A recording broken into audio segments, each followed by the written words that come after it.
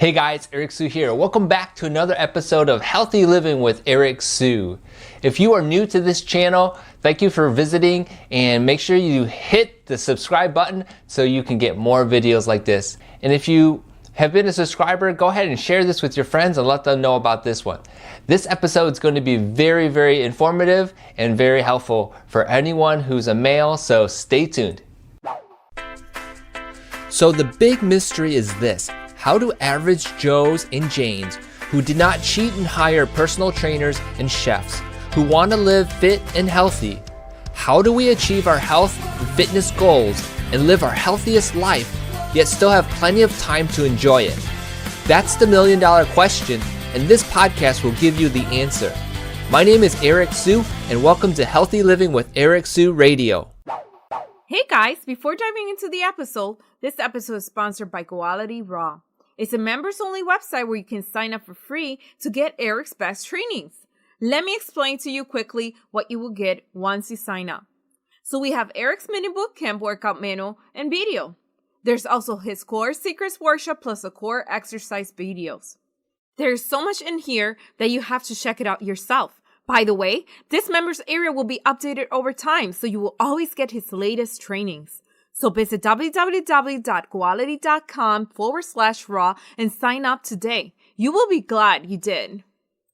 All right, so recently I heard about this news, a study that was done out of Harvard, and it was regarding how cardiovascular disease is associated with push-ups. Okay, and so let me show you real quick here the actual study, and I'm going to put the link in the post so that you can see this actual study. Okay, now it's actually called the association between push-up exercise capacity and future cardiovascular events among active adult men.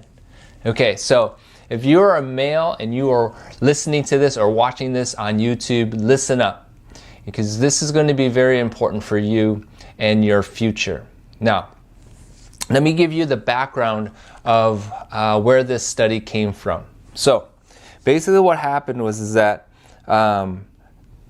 there is a understanding that cardiovascular disease is associated with how active somebody is. Okay, now they've known this forever. However, what the researchers wanted to find out was that if there was any specific exercise related to cardiovascular disease that could be assessed, that could predict any future cardiovascular diseases. And by finding this out, we can better give advice on how we can reduce the risk of cardiovascular disease. Okay, so they only studied men. And so if you're a female, there's going to be hopefully future studies that come out that will address this particular issue. And so they have to do future research. So it says here, further studies are needed to examine the association between push-up capacity and cardiovascular disease incidence in a more general population of middle-aged men, as well as among older individuals and women. Okay, so just to back up a little bit here, who they studied were firefighters out of Indiana, and there were a total of 1,104 participants. Okay, and in years it equated to 8,601 years. Okay, now they actually did two tests, and one of the tests was a treadmill test. They didn't really talk too much about that particularly, but they did do a before baseline push-up test, and that's what they used to determine the results. Okay, so now we have to go into how the test was done. Okay, and that's really important. I was hearing some reports about this, and although they said timed push-ups, they didn't go into specifically what that meant. So when I looked this up and found that what they did for this test was to put a metronome set at 80 beats per minute. Okay, 80 beats per minute. You can go on YouTube. I found 80 beats per minute metronome count on YouTube, and you can set that up, and you could do this test yourself. Okay, now I actually did this test myself. I'm going to show you a real quick clip of what I did, and actually maybe the whole thing, and so you can see that I did it and how I did. And so let's cut right over to that video. 1, 2, 3, 4, 5, 6, 7, 8, 9, 10, 11, 12, 14, 15, 16, 17, 18, 19, 20, 21, 22, 23, 24, 25, 26, 27, 28, 29, 30, 31, 32, 33, 34, 38, 39, 40, 41, 42, 43, 44, 45, 46, 47, 48, 49, 50, 51, 52, 53, 54, 55, 56, 57, 58, 9, 60, 61, 62, 63, 64, 65, 66, 67. You lost the rhythm. 68, baby. Get over it. Okay, as you can see, my wife was actually videotaping it, so she was counting and I was counting, and I know that I did more than 40 push-ups. Okay, I did something like 60 plus push-ups with that beat, okay, of 80 beats per minute. Now I have to go into the results, and I have to go into specifically what each and have to go into what the results showed. Okay, so here's what and in this if you go to the study, you'll see this chart here. I know it's really small, but you'll find the chart in this, and you'll see what they saw. Okay, now I'll just tell you right now that what they noticed overall was that men who are able to do 41 or more push-ups, okay, 41 or more, okay, 41, greater than 41 or more push-ups, had a 96% less occurrences of cardiovascular disease. Okay, so that was the main point behind all this. Okay, so what was interesting to me, okay, what was really interesting to me was that when I look at these results and they also did something called categorizing push-up numbers. And so people who did 0 to 10, 11 to 20, 21 to 30, and 31 to 40, and then everyone 41 and above were the categories. That's 5 categories, okay?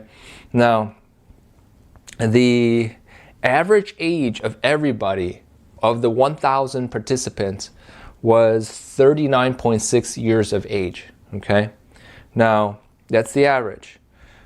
When you look at these numbers, what really stuck out to me was the relationship with your age and how many push-ups you could do. All right, so you'll find out about this, but I'll just tell you now that the older you were, the less push-ups you could do. Okay, now so here are the numbers. So the number of push-ups between 0 and 10, the average age of these people, and there were 75 of them, was 48. That was the average for 0 to 10 push-ups. Okay, so remember that. Now, between 11 and 20, there were 200 people, and the average age there was 45. Okay, just right there, you could see that there was a small group of people who were older, okay, and did less push-ups compared to the second group, which was 11 to 20, and there was a bigger number, 200 people could do anywhere between 11 and 20 push-ups, okay, and they were 45 years old. And what's moving forward, if we go to 21 to 30 push-ups, there was an even bigger group of 389 people, but guess what? The age was average is 39 years old, okay? And then the fourth category was 31 to 40 push-ups, and in this group, it was 285, a little bit smaller, because that's a really high number, 31 to 40. It's pretty big. It's a lot of push-ups. And the average age in this group was 36. Okay, so if we go back to the first group from 0 to 10, that was an average age of 48, and so and only 75 people were able to do 75 people were able to do 0 to 10. It was a small group, and now we're going all the way to the group 4, which was 31 to 40 push-ups, and that was 285 people, and the average age there was 36. So almost 12 years younger. And they could do, let's see, what's that, 30 more push-ups approximately, so 0 to 10, or 30 to 40, so approximately 30 more push-ups. Okay, so, and then the 5th group, which was the most surprising group here, which again had 96% less risk or less chance of having cardiovascular disease, 41 or more push-ups. There was 155 of them, and they were the average age of 35. Not too much younger than the 4th group, which did 31 to 40 push-ups, which was 36 years of age. But it's really interesting, and I didn't think that this was, when I initially heard of this study, think that there was a relationship between age and the number of push-ups. But as I look at it, it makes sense. The older you are, supposedly, the less push-ups you could do compared to the younger you are, right? And so I bring this up because, you know, I want to know what you guys are able to do. I want you to take this test just like I did. And by doing so, how do you rank? Do you rank in the 0 to 10, the 11 to 20, 21 to 30, 31 to 40, or the 41 and above? Okay, now I don't know what you think about this study. Maybe leave a comment below and let me know. However, this is actually very interesting. A total of 1,562 eligible firefighters underwent baseline examination between February 2nd, 2000 and November 12, 2007. Okay, and they did a follow-up in 10 years. Okay, so that's what they kind of did over this time, and they found that there were 37, okay, cardiovascular diseases, or 37 cardiovascular disease related outcomes. Okay, and if we look at this a little bit further, okay, and you'll see this in the study if you go and look, but I'll tell you that there was only one person of the 37 that had any cardiovascular diseases who did 41 or more push-ups. Okay, and there were 8 in the 0 to 10. There were 9 who did 11 to 20. There were 9 in the 21 to 30. And then there was a 10 reported for those who were in the 31 to 40 push-ups. Okay, and so they concluded by this that there was a 96% less chance of cardiovascular disease if you were able to do 41 or more push-ups. Okay, now hopefully I did a fairly good job in summarizing how this all came out and how it was done. And I'm challenging anybody who is a male to do this fitness test, the push-up test, with the 80 beats per minute metronome count. Okay, and by the way, you would do a push-up for every count, okay, is the objective. And if you missed 3 beats, in other words, you rested and 3 beats passed, then the exam was over. Okay, so you could have 2 beats, up to 3 beats, but if more than 3 beats happened and you didn't do a push-up, the examination was over. Okay, and so there was a count. So that's how they tested you. I'm just curious, if you do this test, how many push-ups did you do? And if you did, put it in the comments below how many you did. No judgment here. And so you already saw my video, and I was doing more than 41, definitely. Now, you don't have to go all the way down to the floor. That's my suggestion. I don't think the people who study this require people to do that, because that's pretty a fast pace to go all the way down and up, okay? But getting into 90-degree elbows is fine with me. And so I'm curious to know, what is your score, okay? And I'm always interested in these things, and I hope you guys appreciate this study and this little review of this in this video. I hope you guys enjoy it. If you really liked it, smash the subscribe button so you get more videos like this, and like and comment below. Hope you guys like this video, and we'll catch you in another episode. Bam! Hey, thanks for listening to my podcast. Are you overwhelmed and frustrated with your fitness journey? If you are, I get it. There's so much information out there, and it can be confusing. It's a terrible feeling, and I want to fix it for you right now. Yep, it starts with my educational library containing my best trainings. The best part is that it's free to join. You get my training secrets, special workshops, and cooking recipe books. Valued over $2,000 at this time, with ongoing updates in the future, there is no other time to join than now. Visit www.goality.com/raw to sign up today. You'll be glad you did. Hey, remember to subscribe and leave feedback for me.